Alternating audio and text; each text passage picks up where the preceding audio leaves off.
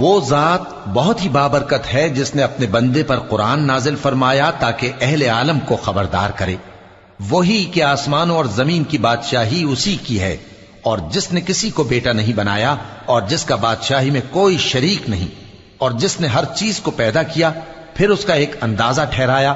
اور لوگوں نے اس کے سوا اور معبود بنا لیے ہیں جو کوئی چیز بھی پیدا نہیں کر سکتے اور خود پیدا کیے گئے ہیں، اور نہ اپنے لیے نقصان کا اور نہ نفع کا کچھ اختیار رکھتے ہیں، اور نہ مرنا ان کے اختیار میں ہے اور نہ جینا اور نہ مر کر اٹھ کھڑے ہونا۔ اور کافر کہتے ہیں کہ یہ قرآن من گھڑت باتیں ہیں جو اس مدعی رسالت نے بنا لی ہیں، اور کچھ دوسرے لوگوں نے اس میں اس کی مدد کی ہے۔